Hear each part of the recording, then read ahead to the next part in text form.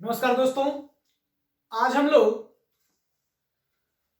अध्याय 5 के संक्षिप्त इतिहास के बारे में अध्ययन करेंगे। जो अध्याय 5 हमारा वंशागति और विभिन्नता के सिद्धांत चैप्टर है। ठीक है। पिछले पार्ट में हम लोग इसके कुछ परिचय को जाने थे कि आनुवंशिकता के लक्षण यानी आनुवंशिक लक्षण क्या होती हैं तथा वंशागति की विभिन्नता जो होती हैं वह क्या होती हैं, आनुवंशिक विशेषक क्या होता है, किसने प्रयोग किया, इन सब चीजों के बारे में हम लोग अध्ययन किए थे।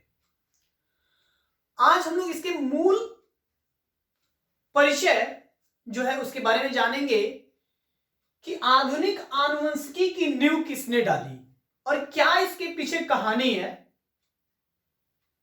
इसकी इतिहास क्या है, उसको हम लोग जानेंगे आज। ठीक है। तो आधुनिक आनुवंशिकी की नींव सबसे पहले ग्रेगर जॉन मेंडल ने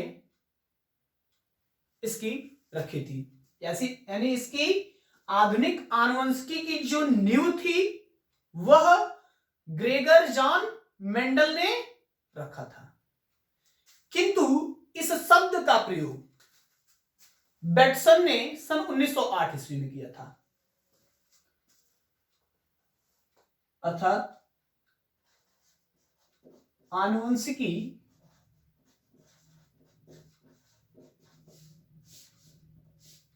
शब्द का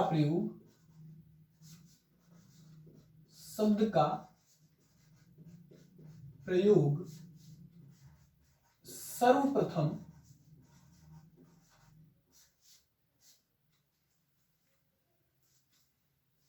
सन 1908 ईस्वी में बेटसन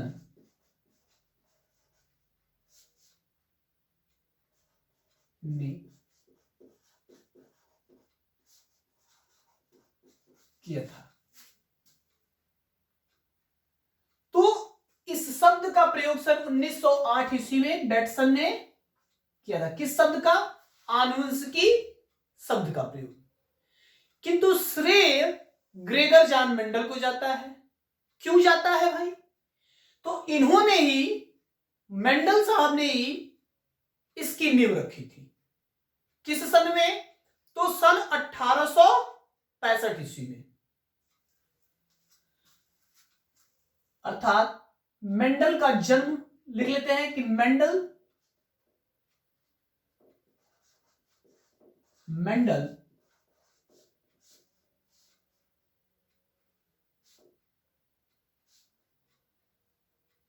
का जन्म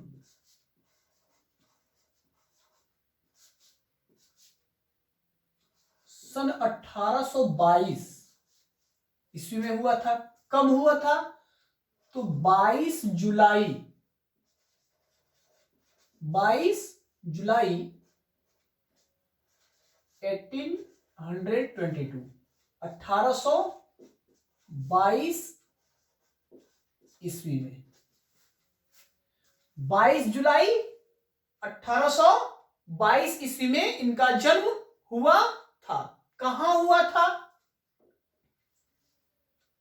तो ऑस्ट्रिया नामक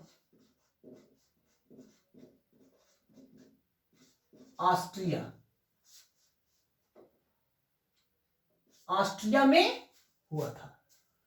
बहुत सारी किताबों में जर्मनी देश के सिलसिला नामक ग्रामों में भी है ना, तो उससे परेशान होने की आवश्यकता नहीं है। अब इनका जन्म ये चीज हो गया। क्या किया इन्होंने? क्यों इनको मेंडल साहब को बताया गया कि ये आधुनिक आनुवंशिकी की नींव इन्होंने डाला? तो अपना प्रयोग मटर के पौधों पर किया।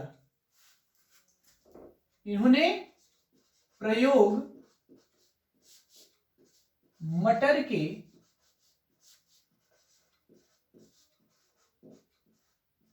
पौधों में संकरण का प्रयोग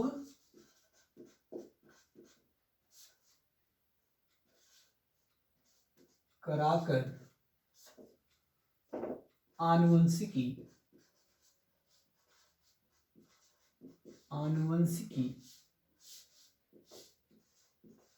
की नींव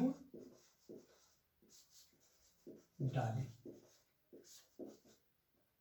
ठीक है, तो मटर के पौधों में इन्होंने संकरण कराकर क्या किया, आनुवंशिकी की यानी आधुनिक आनुवंशिकी की नींव डाली।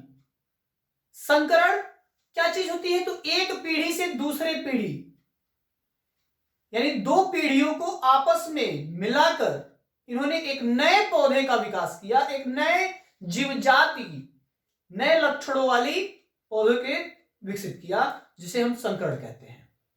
ठीक है, और मटर के पौधों में सर्वप्रथम इन्होंने कराया। सिद्धांत कितने दिनों तक इनका प्रयोग चला, लगभग तो लगभग 8 वर्षों तक, लगभग 8 वर्षों तक इनका प्रयोग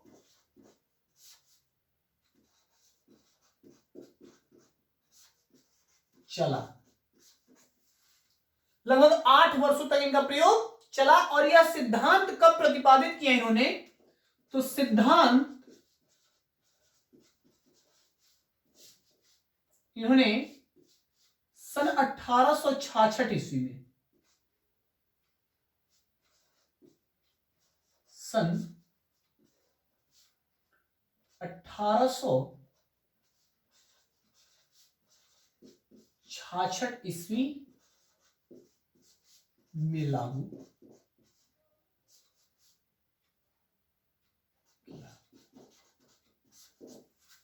है ना। तो सन 1866 ईस्वी में लागू किया गया। ठीक है, जनक ग्रेगर जॉन मेंडल को इसी कारण कहा जाता है, और इनके जो कार्य थे वह लगभग 35 वर्षों तक चला। कार्य इनके क्या हुए, लगभग 35 वर्ष तक ऐसे ही ठप रहा। 35 वर्ष तक यानी 35 वर्ष के बाद ये पारित हुई। 1866 में तो इन्होंने सिद्धांत प्रयोग कर दिया, प्रतिपादन कर दिया, दे दिया, किंतु लगभग 35 वर्ष तक यह ठप रहा। 35 वर्ष तक क्यों ठप रहा, तो डार्विन के विकास के कारण, यानी उसी समय डार्विनवाद की विकास हो रही थी और उस पे सभी वैज्ञानिक क्या थे, उस समय व्यस्त थे। इस कारण से इनके प्रयोगों पे ध्यान बहुत अधिक नहीं दिया गया। एक ये कारण होता है। दूसरी कारण, इनका प्रयोग जो था वह इस पत्रिका में प्रकाशित किया इन्होंने जिसको कोई ध्यान नहीं देता था, अर्थात वैज्ञानिक उसको कम पढ़ा करते थे। इस कारण से भी इनका प्रयोग लगभग 35 वर्षों तक ठप रहा, अर्थात उस पर कोई ध्यान नहीं दिया, जिसके कारण तक 35 वर्षों तक क्या हुआ, लगभग ठप रहा। मृत्यु के बाद, अर्थात इनके मृत्यु के बाद, मेंडल साहब के मृत्यु के बाद लगभग 16 वर्ष बाद, कितने, तो इनकी मृत्यु जो हुई वह 16 वर्ष बाद सन 1900 ईस्वी में, 16 वर्ष बाद 1900 ईस्वी में इस नियम का पुनः क्या किया गया, विचार किया गया और इसका प्रतिपादन किया गया। तो लगभग 3 वैज्ञानिक इनके नियमों का, 3-4 वैज्ञानिक मिलकर इनके नियमों का क्या किया, अलग अलग प्रतिपादन किया, अध्ययन किया, और अध्ययन करने के दौरान वही चीज पाया जो चीज मेंडल साहब ने अपने प्रयोगों के द्वारा इन्होंने बता दिया था कि यह संकरण प्रयोग ऐसा होता है, यानी इन लक्षणों के द्वारा या इन कारणों से यह विरत होते हैं, भिन्न होते हैं। तो ये मेंडल की पूरी जीवन इतिहास थी। अब इनको हम कहानी रूपी कैसे जानेंगे, सबसे पहले इसको अंडरलाइन कर लेते हैं। सन 1908 ईस्वी में बेटसन ने किया था। इनका जन्म 22 जुलाई 1822 ईस्वी में। मटर के पौधों में संकरण का प्रयोग – 1908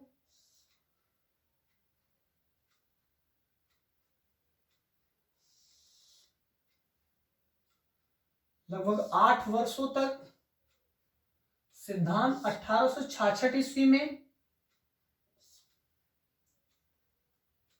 और मृत्यु 16 वर्ष बाद, सन 1900 ईस्वी में। ठीक है,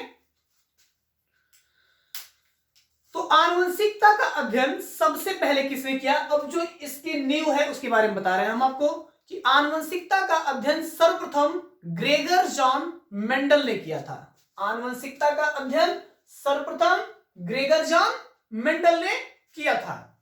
इनका जन्म कहां हुआ था? तो 22 जुलाई 1822 ईस्वी में क्या हुआ था? इनका जन्म ऑस्ट्रिया देश में हुआ था।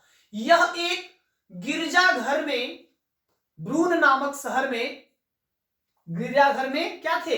पादरी थे। ये भी हम लिख सकते हैं एक नया पॉइंट कि ये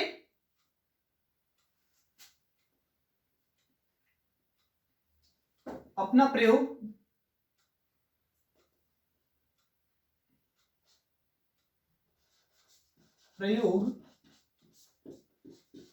गिरजाघर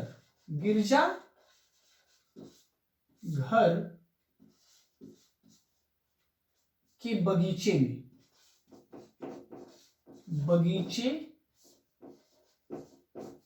में किया तथा ये पादरी थे।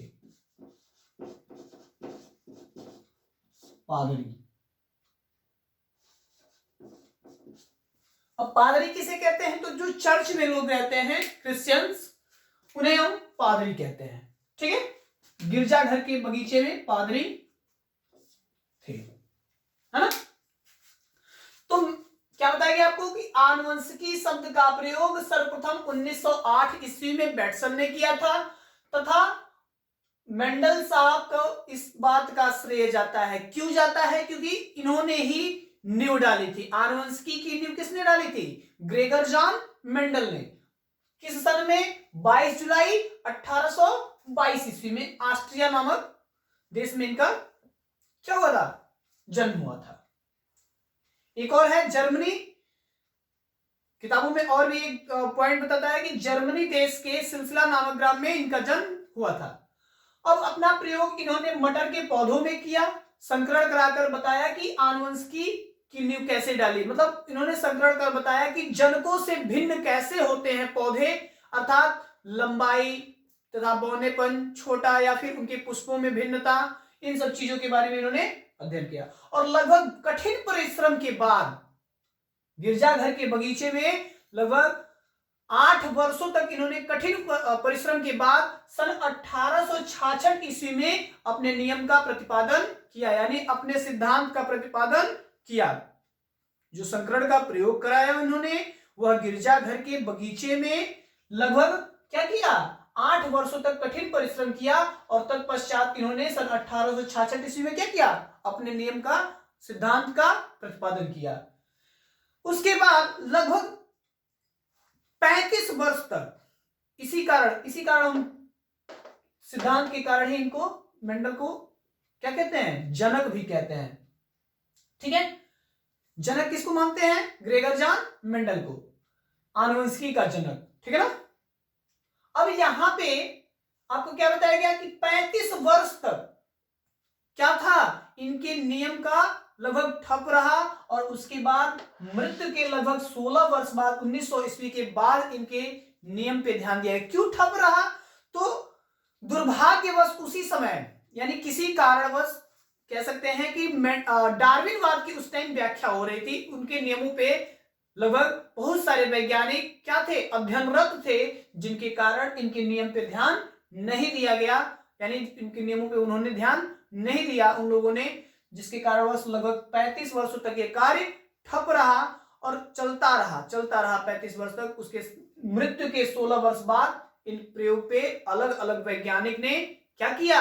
अध्ययन किया, और अध्ययन करने पर वही चीज पाया कि जो चीज मेंडल ने पहले प्रयोगों द्वारा सिद्ध कर दिया था कि आनुवंशिकता में ये प्रक्रिया होती है, ठीक वही सिद्धांत इन लोगों ने भी प्रतिपादन किया। वह 3 वैज्ञानिक कौन थे? तो हालैंड के हुगो डेवेरिस थे। 3 वैज्ञानिक लगभग कौन थे? तो पहले जो थे वह हुगो डिवेरिस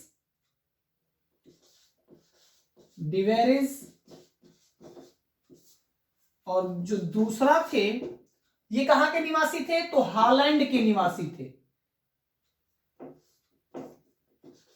हॉलैंड के निवासी थे। जबकि दूसरे जो थे वो क्या थे? शेरमार्क थे, शेरमार्क ऑस्ट्रिया के थे। वो कहां थे? कहां के? शेरमार्क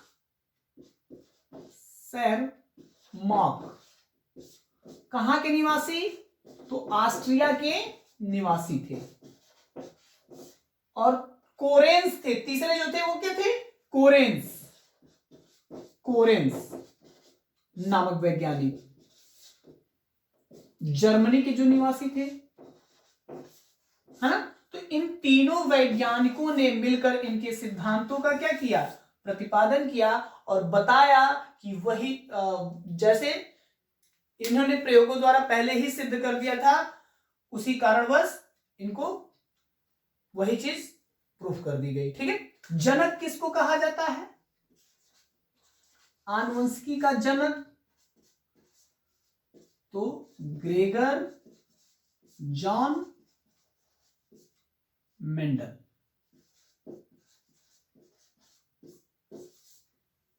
जनक कहा जाता है। ठीक है। अब इनके सफलता के कारण क्या थे? क्यों इनको सफलता मिली? तो मेंडल को दूरदर्शिता के कारण ही सफलता मिली।